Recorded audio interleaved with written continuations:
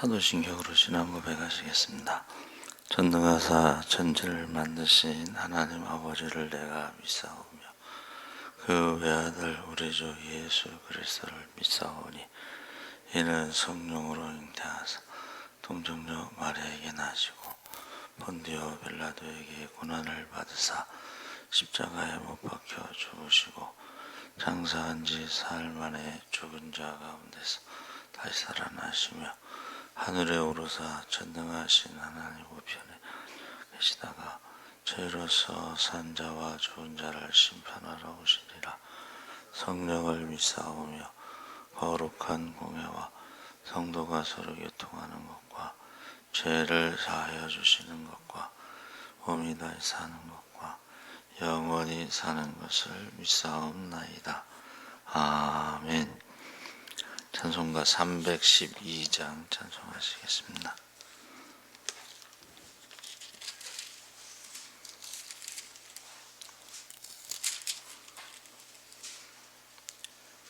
찬송가 312장 찬송하시겠습니다. 너 하나님께 이끌리어 일평생 주만 바라면 너 어려울 때 힘 주시고 언제나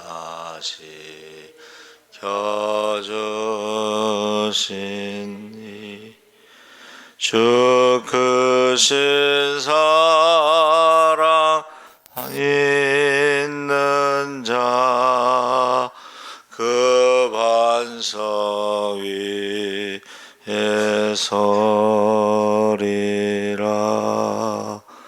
너 설레는 맘 가다듬고 희망 중 기다리면서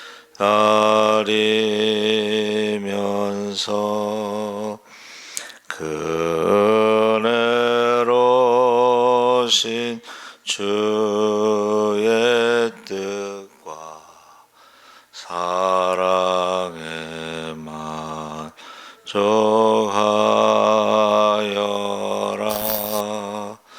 우리를 불러 주신 주 마음에 소원하신다.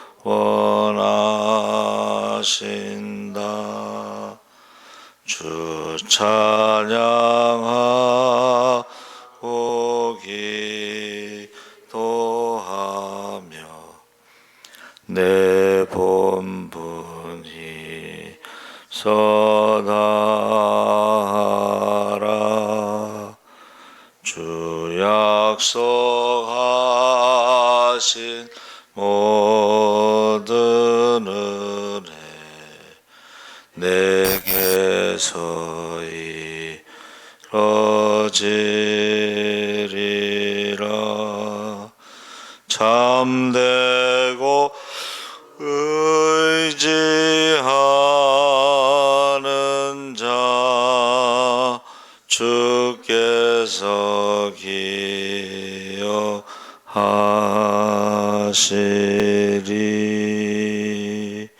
아멘. 하나님 말씀은 출애굽기 2장 1절에서 10절까지 말씀을 보겠습니다. 구약성경 83쪽에 있습니다.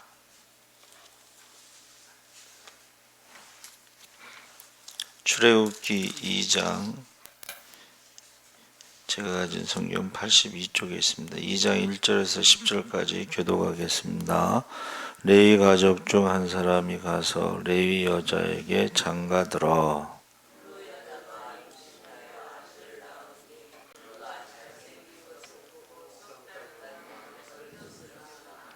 더 숨길 수 없게 되매 그를 위하여 갈대 상자를 가져다가 역청과 나무 진을 칠하고 아기를 거기 담아 나일 강과 갈대 사이에 두고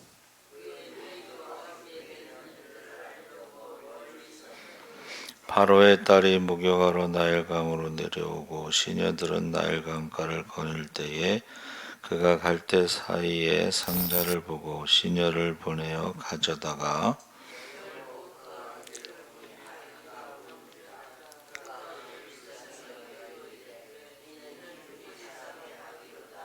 그의 누이가 바로의 딸에게 이르되 내가 가서 당신을 위하여 히브리 여인 중에서 유모를 불러다가 이 아기에게 젖을 먹이게 하리이까.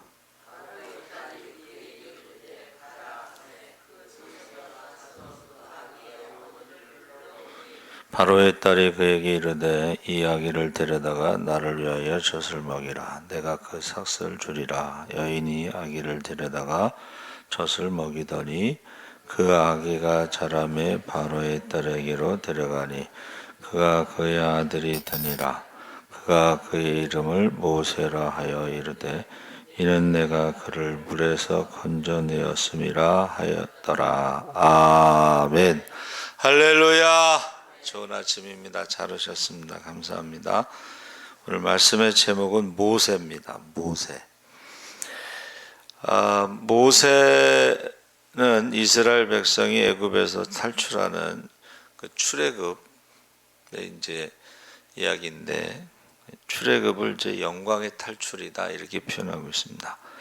그래서 요셉 덕분에 이스라엘과 그 가족이 극심한 기근 가운데 애굽 고센 땅에 살게 되었는데, 그 후로 430년이 흘러 요셉을 모르는 왕조가 들어서고 이스라엘 백성은 애굽 사람들의 노예가 되어 버렸습니다.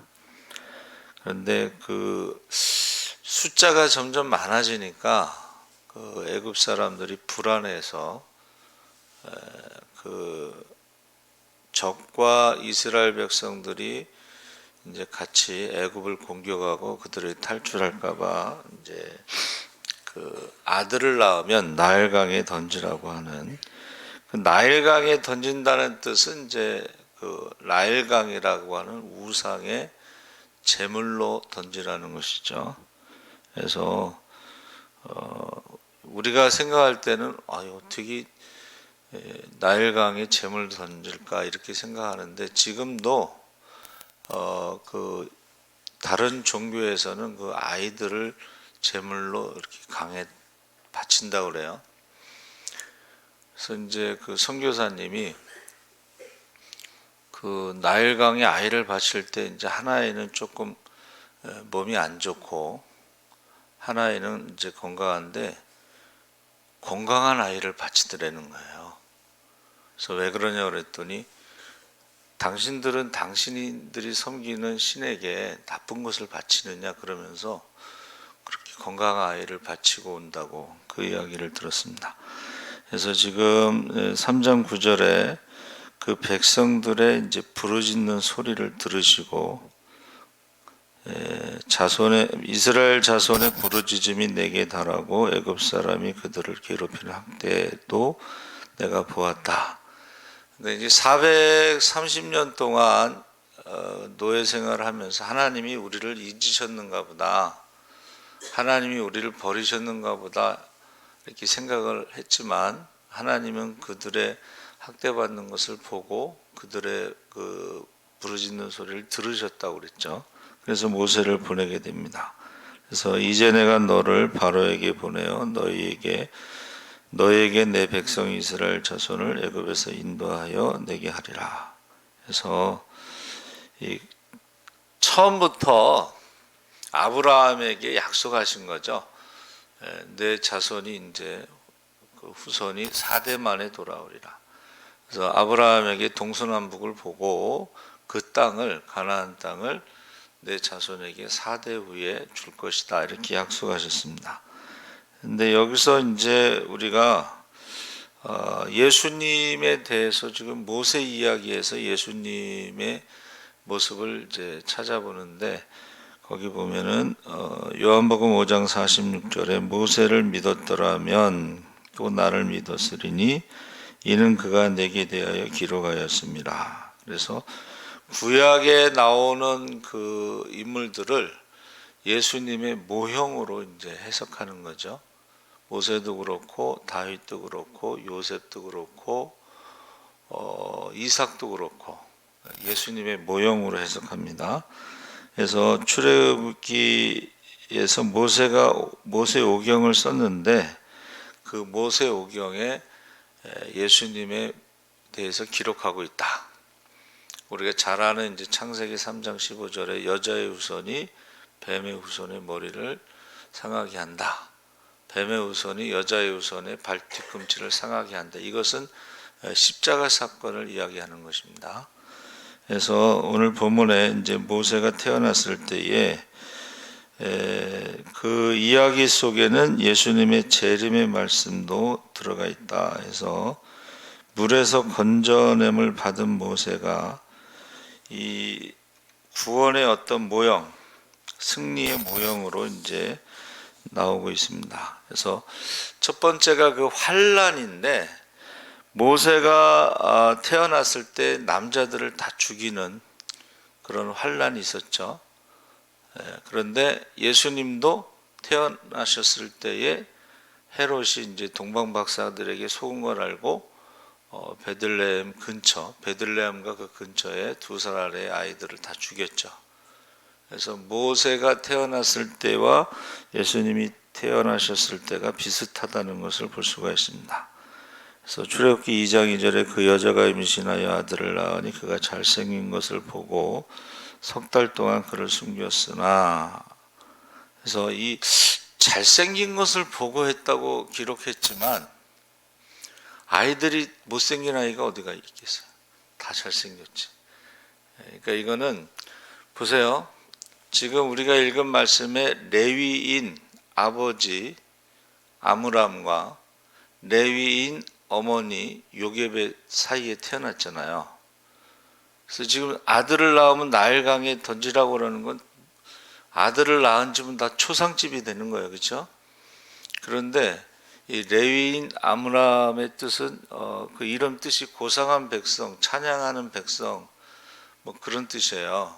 그러니까 한마디로 말하면 이제 신앙이 있었던 것이고 믿음이 있었던 것이고, 요게벳은 하나님께 영광을 돌리는 자다, 뭐 이런 뜻인데 이것도 하나님을 경외하는 신앙이죠. 그래서 똑같은 상황이지만 그들이 기도를 통해서 그 아들을 나일강에 던져야 되는 그 상황에서 이 반전을 일으키는 거죠. 그러니까 우리가 신앙의 사람들은 똑같은 상황이지만 그 똑같은 위기에서 기도를 통해서 반전을 일으킬 수 있는 성도들이 되시기 바랍니다. 아멘. 그래서 우리가 읽은 말씀에 보니까는 갈대 상자가 나오죠. 갈대 상자는 마치 그 노아의 방주와 같이 구원과 뭐 생명과 이런 의미로 사용되고 있는데, 지금 갈대 상자를 그냥 만들어서 그냥 띄운 게 아니에요. 그렇죠?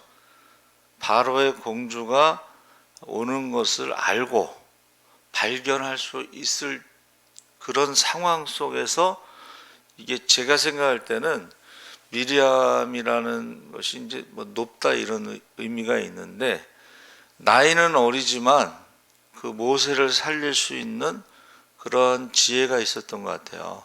얼마나, 그리고 어린 나이에 얼마나 많이 연습을 했겠어요. 바로의 공주에게 가서 젖 먹일 유모를 내가 찾아드릴까요? 이 말이요, 이게 얼마나 많이 연습을 했을까. 이게 어떻게 보면 공주를 속이는 거 아니에요. 그렇죠? 공주를 속이는 건데 얼마나 많이 연습을 했을까.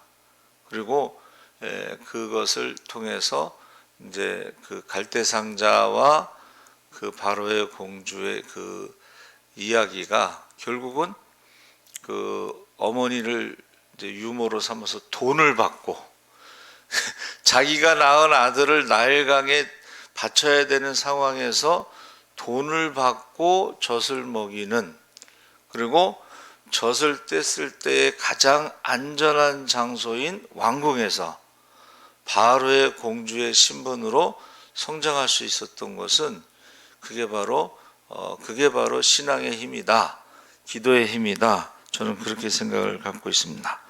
그래서 계시록에도 12장 4절에 보니까 용이 해산하려는 여자 앞에서 그가 해산하면 그 아이를 삼키고자 하더니 5절에 여자가 아들을 낳으니 이는 장차 철장으로 만국을 다스릴 남자라. 그 아이를 하나님 앞과 그 보좌 앞으로 올려가더라 해서 용이 아이를 죽이려고 하는 모습이 나오고 그 아이가 철장으로 만국을 다스릴 수 있는 권세를 가졌다. 그것을 이제 우리가 메시아 또 나중에는 이제 계시록에 나오는 말씀을 교회로 해석합니다.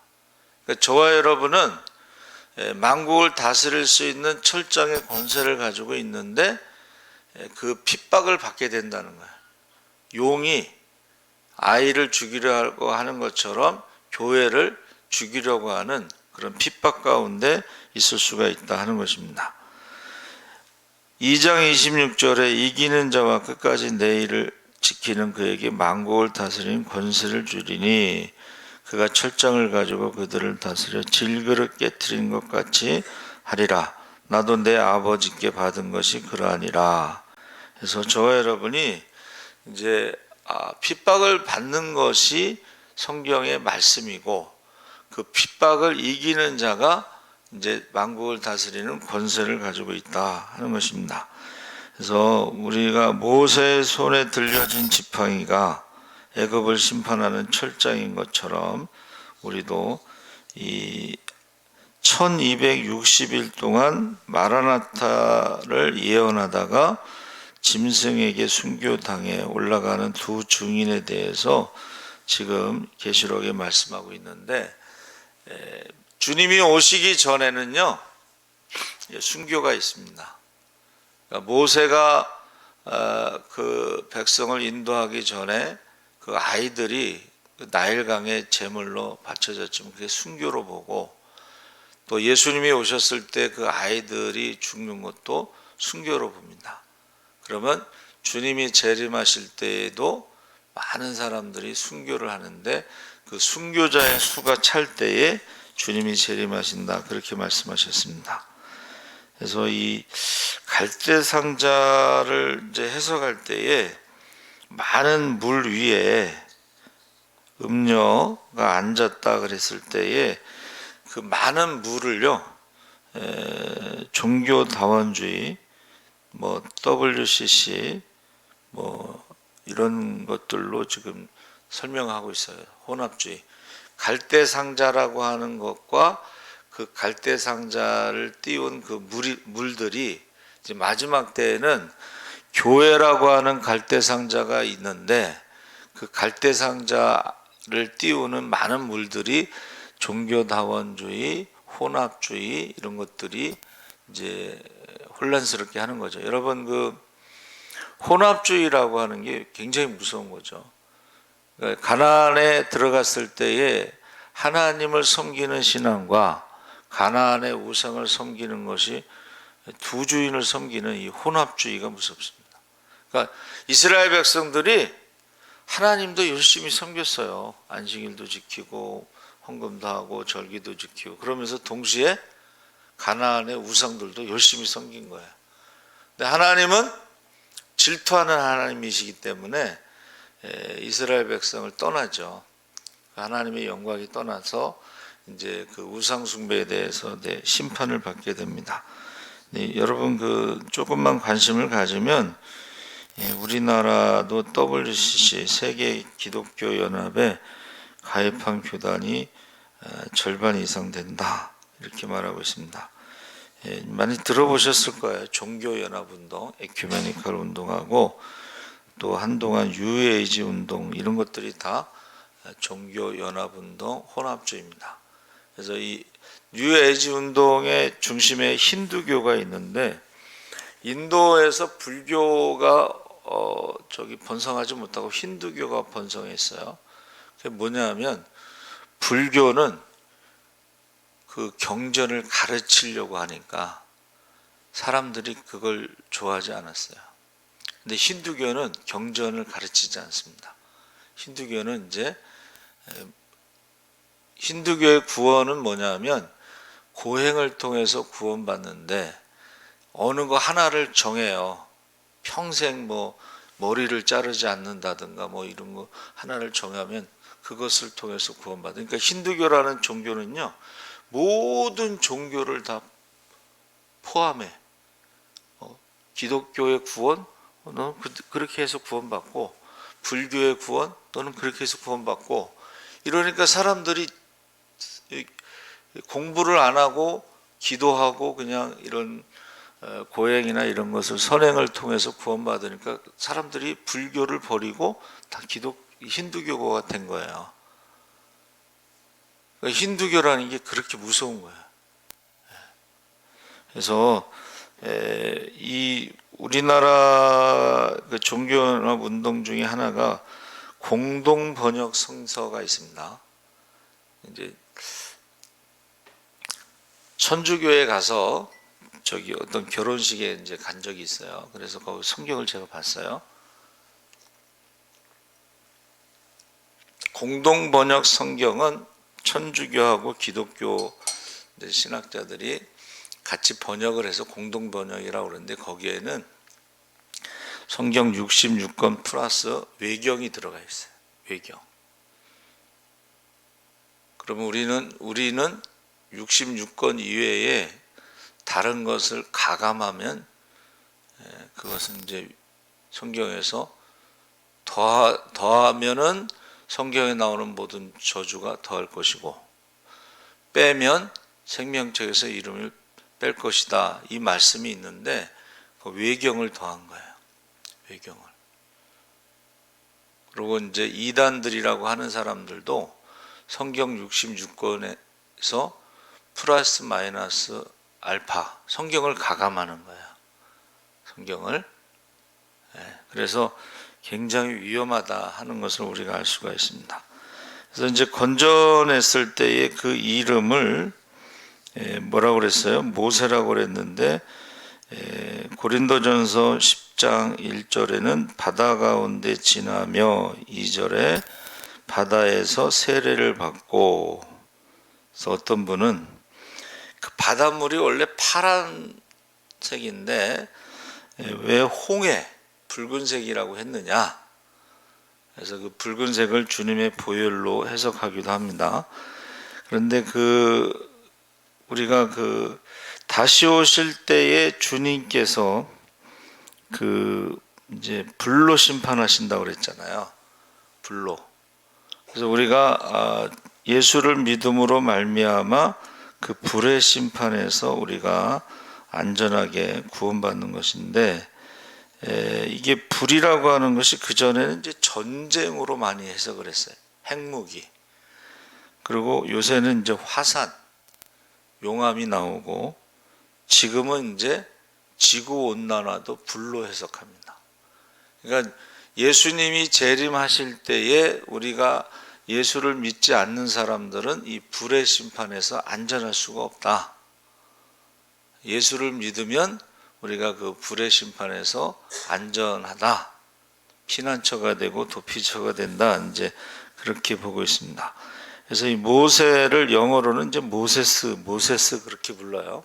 근데 모세라는 말이 마사에서 나왔는데 이것은 건져내다 이런 뜻이고 애굽 사람들이 말하는 모세는 모스, 물의 아이라는 뜻입니다. 물의 아이. 근데 여러분, 이 한문에서 이게 아주 정확하게 나와 있어요. 구할 구자가요, 가죽옷이라는 뜻인데 한문에 구할 구자가 원래 구자 밑에 옷 의자가 생략이 됐어요. 가죽옷이라는 것은 양의 가죽을 가지고 옷을 만들었단 말이에요. 그래서 막 찢다, 가죽을 찢다, 찢어서 그 옷을 만든다. 그래서 저희가 성지순례에 갔을 때 사마리아 지역에 이제 갔어요. 그리심산에. 근데 사마리아 사람들이 한 500호 정도 살아요. 근데 유월절을 준비하느라고 양을 잡아가지고 그 양 가죽을요, 창문 있잖아요. 거기에다 이렇게 말리는 것을 이제 이렇게 볼 수가 있어요. 그래서 가이드가 저게 지금 양 가죽을 말리는 거라고. 그러니까 구할 구자가 뭐예요? 가죽옷이라는 뜻이에요. 자, 건질 구자는 치다. 구할 구자 거기에다가 치다라는데 그게 채찍으로 채찍질하다 이런 뜻이 있어요. 그래서 우리가 한문에 정확하게 가죽옷을 입히고 그 다음에 그가 채찍에 맞음으로 나음을 입었도다. 할렐루야. 그러면 이 가죽옷이라고 하는 게 여러분 잘 아시죠? 창세기에 이제 선악과 따먹고 무화과 잎으로 가리고 있다가 하나님이 이제 가죽옷을 입혔다. 그것을 우리는 이제 양의 가죽으로 이제 해석하는데, 그가 채찍에 맞음으로 우리가 나음을 입었다 해서 이 구원이라는 것은, 건진다는 것은 어떤 죄로부터 구원하는 것도 있고 죄의 결과로 말미암은 질병으로부터도 우리를 구원하시는 것을 의미하고 있는 거예요. 그러니까 우리가 지금 이제 사순절에 기도와 금식하면서 환우들을 위해서 중보기도하자 그렇게 말했을 때에 바로 그가 채찍에 맞음으로 나음을 입었도다 하는 그런 말씀이 있기 때문에 우리가 기도하는 것입니다. 그래서 모세라고 하는 말이 애굽어로는 물의 아이고 히브리어로는 물에서 건진 그런 뜻이 있는데, 구하다, 구원하다, 가죽옷을 입히고 또 건지다, 건질 구자에는 채찍질하다라는 뜻이 있다는 것입니다. 그래서 여러분 사순절에 우리가 기도하고 금식하는데, 제가 이제 묵상을 하면서 유대인들은 한국 사람들보다 더 축복에 대해서 무서운 민족이에요. 그래서 마지막에 임종 전에 별미를 먹고 힘을 다해서 자녀들을 위해서 축복을 다 하고 주고, 저와 여러분도 사실은 지금 연세가 좀 드신 분들은 마지막에 해야 할 가장 중요한 것은 자녀들을 위해서 축복을 많이 하고 마지막 시간을 자녀들을 위한 축복의 기도의 시간으로 채우시기 바랍니다. 살아계신 하나님 아버지 감사합니다. 이제 아브라함과 약속하신 대로 이제 4대 만에 그 백성들을 가나안 땅으로 인도하시기 위해서 이제 모세를 통해서 그 백성들을 인도하셨는데, 우리가 이 위기 가운데 모세의 부모처럼 기도하는 사람, 믿음의 사람으로 반전을 일으킬 수 있게 하시고, 또 모세를 통해서 우리를 구하시고 건지신다는 것을 말씀하셨사오니 이제 6월절